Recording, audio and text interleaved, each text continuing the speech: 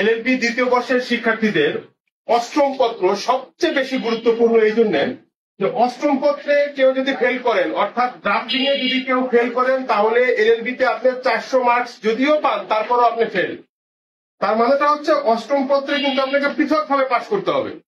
এজন্য আজকে আমরা আমাদের রেগুলার সেশনের মধ্যে ড্রাফটিংটা শুরু করতেছি। দেখেন, ড্রাফটিংটা এতটা ইম্পর্টেন্ট। আমরা ড্রাফটিং শুরু করার আগে আমরা কিন্তু সবাই জানি যে সিভিল ড্রাফটিং এবং ক্রিমিনাল ড্রাফটিং দুই ধরনের ড্রাফটিং থাকে, কিন্তু এগুলোকে আমরা সাজাবো কিভাবে, আজকে আমরা এই সাজানোর স্ট্রাকচারটা দেখবো। তো ড্রাফটিং সম্পর্কে জানার জন্য বা ড্রাফটিং নিয়ে বিস্তারিত আলোচনা করার আগে আমরা এটাকে আগে 3টি ভাগে ভাগ করব। 1 নম্বর হচ্ছে কি স্ট্রাকচার,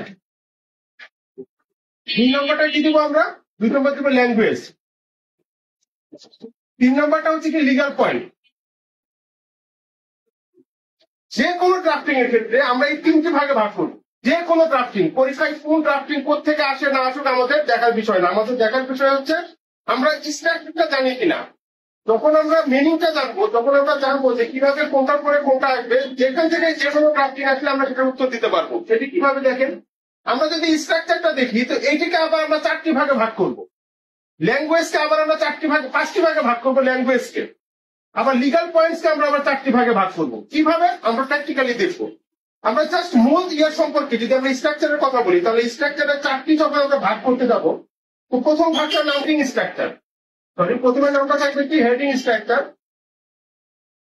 দ্বিতীয়টা থাকবে হচ্ছে বডি স্ট্রাকচার, তৃতীয় নামটা থাকবে আমাদের ক্লোজিং স্ট্রাকচার, এবং 4 নম্বরটা থাকবে আমাদের অ্যাটাচমেন্ট স্ট্রাকচার। এগুলোকে এখন আপনার এইভাবে মুখস্থ করার দরকার নেই। আমরা যখন প্র্যাকটিক্যালি যাবো, যখন একটি ড্রাফটিং এ আমরা আমাদের এই স্ট্রাকচার অনুযায়ী যখন আমরা সাজাবো, তখন আমরা বিস্তারিত দেখবো। এবার আমরা দেখবো ল্যাঙ্গুয়েজে কি আছে। দেখুন, প্রত্যেকটা জিনিসের একটা ভাষা আছে। আপনারা যখন নিজেদের মধ্যে কথা বলেন, ধরেন কেউ যখন কাউকে কোনো কিছু বলেন যে তুমি দুপুরের খাবার খেয়েছো কিনা, যদি বেশি ক্লোজ হয় তাহলে বলে দিবেন যে লাঞ্চ করছেন কিনা। আবার যদি একটু আপার ক্লাস হয় তাহলে আমরা কি বলি যে আপনি কি এখন লাঞ্চ করবেন বা পরে করবেন। অর্থাৎ একটা ল্যাঙ্গুয়েজ আছে।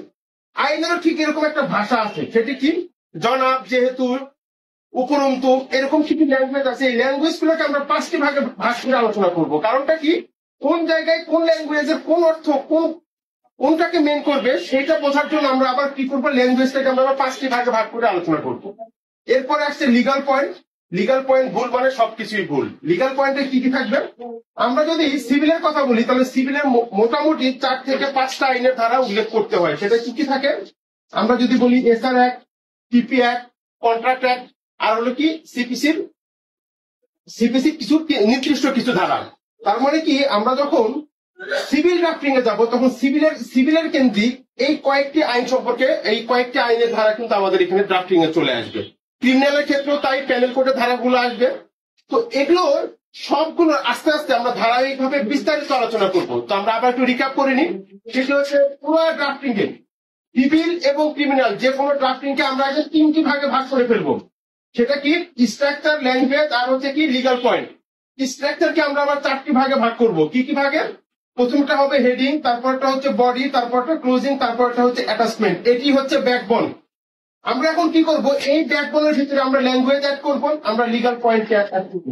এভাবে আমরা আমাদের সেশনে যারা অংশগ্রহণ এখনো করেন না তাদের অংশগ্রহণ করে ফেলুন, কেননা আমরা বিস্তারিত এইভাবে আলোচনা করব। আপনাদের মুখস্থ করার কোনো দরকার নাই, আপনারা শুধু হেডিংটা মনে রাখবেন, শুধু স্ট্রাকচারটা মনে রাখবেন। পরীক্ষায় যেখান থেকে প্রশ্ন আসুক না কেন আপনারা উত্তর দিতে পারবেন।